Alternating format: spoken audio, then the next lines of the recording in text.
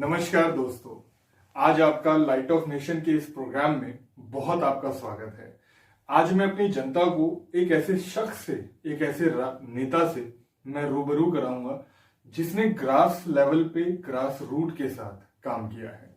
आज हम दोस्तों बात कर रहे हैं मध्य प्रदेश के जिला भिंड के अध्यक्ष नाथू सिंह गुर्जर जी से। नाथू सिंह गुर्जर जी, बहुत बहुत आपका स्वागत है हमारे light of nation news channel में। और मैं सबसे पहले एक अपनी जनता को ये वाकिफ कराना चाहता हूं कि ये जो ऑडियंस है, ये जो जनता है, ये कहीं ना कहीं जमीन से जुड़ी हुई जनता है। तो इस जमीन पे आपने अपने पिलर कैसे खड़े करे? धन्यवाद, नमस्कार आपको। भारतीय जनता पार्टी के कार्यकर्ता के नाते जो अभियान और जो काम शुरुआत से किया, आज भारतीय जनता पार्टी जिला अध्यक्ष के नाते मैं भिंड जिले का काम देख रहा हूँ। भारतीय जनता पार्टी की विशेषता रही है, पहले तो इसका जनता के बीच की मांगे हैं, जो जनता के कार्य हैं उन्हें ठीक समय पर करना। और आप आजकल देख रहे हैं कि जितने भी, जब भारतीय जनता पार्टी का मूल संगठन जो पूर्व नाम था जनसंघ, 1951 से जो शुरुआत हुई, तो हमने देश की ज्वलंत समस्याओं के लिए आंदोलन किए। उनमें चाहे 370 धारा हटाने के लिए 1953 में आंदोलन किया। एक देश में दो विधान, दो निशान और दो प्रधान नहीं चलेंगे, इसके लिए हमारे प्रथम राष्ट्रीय अध्यक्ष माननीय मुखर्जी साहब ने आंदोलन किया और कश्मीर में गए। आंदोलन की शुरुआत में उनको गिरफ्तार कर लिया और वहां जेल में उनका निधन हुआ और उनका बलिदान सार्थक हुआ कि एक 70 साल बाद देश से वो 370 धारा हटी। लेकिन ये कृषि की चूक कैसे हो गई? कृषि क्षेत्र में जो आज आंदोलन हो रहा है उसमें केवल प्रोपेगेंडा है, केवल दिखावा है और केवल भ्रमित करने का काम हो रहा है। आप देख रहे हैं कि 3 तरह के बिल में 3 बातें हैं विशेष। पहली बात है कि मंडियां, लोग कह रहे हैं कि मंडियां बंद हो जाएंगी, लेकिन केंद्र सरकार ने जो बिल पास किया है उसमें स्पष्ट कहा है कि किसान चाहे अपना माल मंडी में बेचे, चाहे वो अपने घर में बेचे, चाहे किसी अदर प्रदेश में बेचे, कहीं भी बेचने के लिए स्वतंत्र है। इस बात को केवल भारतीय जनता पार्टी संगठन ही नहीं कह रहा, भारतीय जनता पार्टी की सरकार ही नहीं कह रही। तो इस बात को पूर्व केंद्रीय मंत्री, कृषि मंत्री शरद पवार जी ने कहा। जो राहुल गांधी आज उठपटांग बातें करते हैं, उन्होंने संसद में इस बिल के लिए समर्थन जुटाने की कोशिश की, लेकिन वो जुटा नहीं पाए। आप देख रहे हैं आज भी गांव में प्रचलन में है कि जिसके घर में बेटा खेती करने लायक नहीं है या सर्विस में है, या वो लोग बटाई पे देती हैं, वो लोग हुंडा भाड़े पे देते हैं, वो कॉन्ट्रैक्ट फार्मिंग का ही स्वरूप है। तीसरा है भंडारण का। तो अभी तक भंडारण होता है वो अवैध होता है। जैसे मान लो किसी ने भंडारण दाल का कर लिया, चने का कर लिया, मसूर का कर लिया, गेहूं का कर लिया, कलेक्टर को मालूम नहीं है कि मेरे जिले में कहां भंडार है। अब अनलिमिटेड कहीं महंगाई बढ़ी भंडारण के कारण, कालाबाजारी बढ़ी, तो कलेक्टर को यह मालूम नहीं है कि भंडार कहां रखा है। अब ये कानून बन गया तो भंडारण के लिए अनुमति हो जाएगी, सहज और सरल हो जाएगी, छूट हो जाएगी, तो सभी लोग भंडारण करेंगे। तो जानकारी कलेक्टर को रहेगी कि यहाँ भंडार है, और 1.5 गुना कीमत बढ़ने के बाद कलेक्टर को अधिकार रहेगा कि वहां छापा डाल के या समझा से उस माल को बाजार में लाए। मगर सवाल नाथू जी ये है कि सरकार सुन क्यों नहीं रही है कि किसानों की समस्या का समाधान, क्योंकि कितना लंबा आंदोलन चलेगा? आप देख रहे हैं आंदोलन किसानों का ये बिल्कुल ही नहीं है।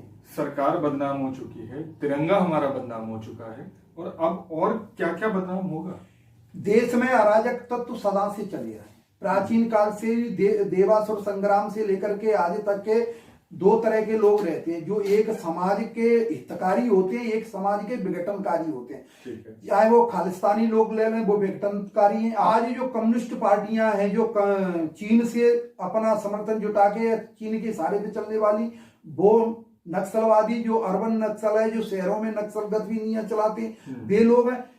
इसमें केवल पंजाब के लोग हैं, वहां की सरकार वगैरह से मिलकर के कर रहे हैं। आप बताओ मध्य प्रदेश में ये आंदोलन क्यों नहीं है? ये आंदोलन महाराष्ट्र में क्यों नहीं है, केरल में क्यों नहीं है, तमिलनाडु में, आंध्रा में, माने देश के किसी भी भाग में कोई किसानों के लिए इसमें हितकारी कुछ है ही नहीं। जो उद्योगपतियों के नाम ले रहे हैं, उन उद्योगपतियों के कारण आज एक आप फोन सुन रहे हैं कि आज एसटीडी से 15 साल पहले एक कॉल करने में बाहर माने 200, 250, 500 रुपए लगते थे, 5 रुपए में, 2 रुपए में, 1 रुपए में बात कर रहे हैं, उनको बदनाम कर रहे हैं।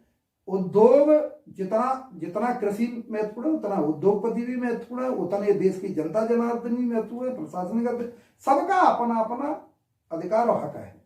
किसान के साथ साथ युवाओं का क्या है, क्योंकि युवा भी कहीं ना कहीं परेशान है ना तुझे, चाहे वो भिंड का युवा हो, चाहे वो ग्वालियर का युवा हो, और चाहे वो पूरी मध्य प्रदेश का युवा हो।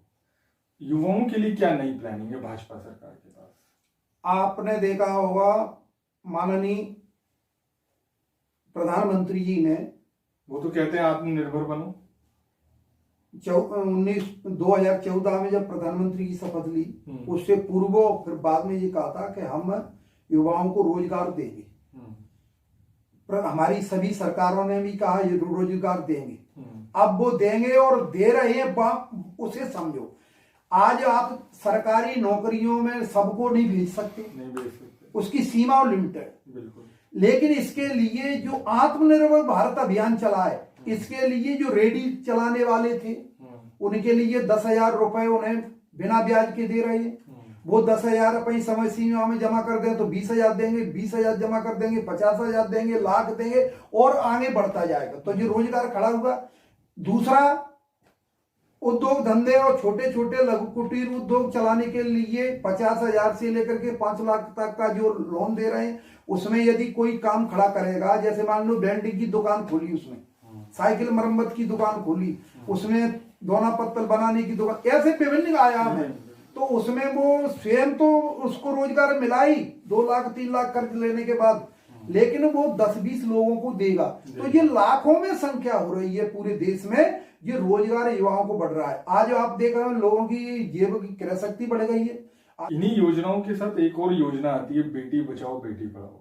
मैं चाहूंगा कि आप हमारे दर्शकों से उस योजना के बारे में भी कुछ बताइए कि महिलाओं के लिए भाजपा सरकार क्या कर रही है। बेटी बचाओ बेटी पढ़ाओ, मध्य प्रदेश सरकार ने जो अभियान लिया था, कन्यादान योजना का लिया था, बेटियों के जन्म के अवसर पर एफडी करके 1.25 लाख रुपए उनके खाते में जमा करने का किया था। बेटियों को निःशुल्क किताबें, निःशुल्क साइकिल वगैरह, अपने गांव से दूसरे गांव पढ़ने जाती है तो साइकिल देने की व्यवस्था की थी। मध्य प्रदेश सरकार ने महिलाओं के लिए और बच्चियों के लिए, माता बहनों के लिए जितना काम किया है 70 साल में किसी भी सरकार ने नहीं किया। आप देख रहे हो बेटियों के साथ जो अत्याचार अनाचार होता था, उसमें फांसी का प्रावधान करने का अधिकार भी भारतीय जनता पार्टी की सरकारों ने कानून बनाने के लिए देश को प्रेरित किया और वो कानून बना। आज भी 3 तलाक महिलाओं के साथ में कितना अत्याचार हो रहा था, चाहे वो माता बहनें तो हमारी यही है, चाहे वो मोमडन समाज से हो, चाहे अन्य समाज से हो, हमारी यही है, उनके साथ जो अत्याचार हो रहा था। 3 तलाक बंद करने के बाद आप देख रहे हो 1.25 साल हो गई उसको बंद के, काफी अंतर आया है। और यदि कोई इक्का दुक्का करता है तो उसे कानून के दायरे में आकर के उसका निर्णय और समाधान करना होता है। तो बेटियों के बारे में, माता बहनों के बारे में मध्य प्रदेश सरकार ने, केंद्र सरकार ने, और आप देख रहे हो आज हर जगह लिखा है बेटी पढ़ाओ बेटी बढ़ाओ, सब जगह बेटियों के लिए। और बेटी आज आप देख रहे हो, चाहे रात हो चाहे दिन हो, बेटियां जो दिन अस्त होते ही ये डर और चिंता लगी रहती थी कि हमारी बेटी सुरक्षित है, कहाँ है। आज कानून का डर पैदा हुआ है और कानून अपना काम कर रहा है। और आप देख रहे हैं गुंडा बदमाश जो बेटियों के प्रति उनका ऐसा वातावरण था, उस पर काफी कठोर कार्रवाई हो रही है। जीएसटी एक बहुत बड़ा मुद्दा है। व्यापारी वर्ग हर बार अपने आप को कहीं ना कहीं एक जकड़ा हुआ समझ अपने आप को महसूस करता है। कुछ लोग खुश हो सकते हैं, लेकिन पूरा व्यापारी वर्ग मुझे लगता है कि शायद नहीं खुश है। तो उसकी कुछ वजहें जो हैं वो मैं आपसे जानना चाहता हूँ।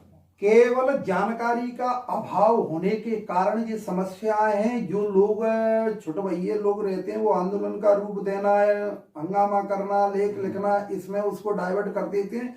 जानकारी जनता को नहीं देते, स्वयं उसके बारे में पढ़ते नहीं कि जीएसटी क्या है, सीए क्या है, कृषि कानून क्या है, तीन तलाक क्या पढ़ा तो है नहीं, केवल एक वर्ग विशेष को उसमें उलझा करके वो भड़काते हैं। अब आप कह रहे हैं जीएसटी का, आज से जीएसटी जब से कानून लागू हुआ उससे पूर्व अपने देश में कितने प्रकार के टैक्स लगते थे, वेट लगता था, उपकार वगैरह, ऐसे हजारों टैक्स थे।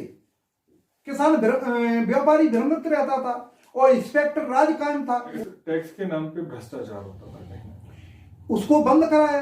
दूसरा, एक टैक्स के दायरे में सबको लाया। दूसरा, उसका अध्ययन नहीं है। 20 लाख तक का टर्नओवर करने वाले को जीएसटी के दायरे में जीएसटी का पंजीयन कराने की कोई आवश्यकता नहीं है। इससे ऊपर है तो उसमें 3 महीने का 6 महीने का जो प्रावधान है अपना हिसाब दो उसमें। अब उसके कारण क्या हुआ, एक स्लैब में आ गए हैं सब लोग, तो टैक्स भी अच्छा आ रहा है देश में। टैक्स अच्छा आएगा तो देश का विकास होगा। आज आप देख रहे हो सेना मजबूत हुई है, सेना के लिए हथियार खरीदे गए, सेना के लिए बेस बनाए गए, और जो हमारा कृषि का वो आधार पूरे देश में आप देख रहे हैं, सिंचाई के साधन बढ़े। आपने पहले देखा होगा नहरों में जो पानी आता था तो नहरों का पानी आधा बेस्ट रास्ते में ही हो जाता, लेकिन नहरों को सीमेंटेड किया तो वो पानी यहां से निकल करके अंतिम छोर तक जा रहा। तो इस प्रकार जीएसटी जो हुआ है उसमें किसी प्रकार का जो सब 1-2 बार या एक वर्ष में 4-6 महीने में ऐसा होता है, शेष वो अच्छा हुआ। एक और मुद्दा है जो बहुत गरमाया रहता है, लेकिन केंद्र सरकार कभी उस चीज पर खुल के सामने नहीं आती है, और ये भाजपा सरकार की, इसको मजबूरी कहें या भाजपा सरकार की ताकत कहें, ये आप बताएंगे। कहीं ना कहीं चाइना और इंडिया का जो वॉर सिस्टम है, या जो उनकी बॉर्डर्स पे बार बार चाइना का जो हस्तक्षेप है, तो आपको नहीं लगता कि कोई ठोस कदम उठाने चाहिए चाइना को लेकर? आप देख रहे हैं 1962 का भारत नहीं है आज, ठीक है, आज ये भारत 2020-21 का है। बिल्कुल। डोकलाम के मुद्दे पे आपने देखा होगा, चीन ने अपने रोड वगैरह स्ट्रक्चर वहां खड़ा करने की कोशिश की। जो भूटान हमारा सहयोगी देश है उसको परेशान करने की कोशिश की, उसकी सुरक्षा का भार हमारी सेना के ऊपर है, तो हमने उसको डोकलाम पर रोका। और आप देख रहे हो जो चीन ये समझता था कि 1962 की स्थिति में हम जैसे धमकाएंगे वो करेंगे, आगे बढ़ जाएंगे, तो वहां रोक करके आपने देखा होगा 7-8 महीने में उसे वापस हटना पड़ा। उसने वो हरकत वहां सफल नहीं हुआ तो उसने आकर के वो लद्दाख में करने की कोशिश की, और लद्दाख में कोशिश की तो जून में जो आपस में टकराव हुआ सेना का, उसमें हमारे 20 जवान शहीद हुए, लेकिन उसके भी जवान दूने से ज्यादा उसके भी मौत को प्राप्त हुए। लेकिन हमारी सेना मजबूती के साथ आज बढ़ी है।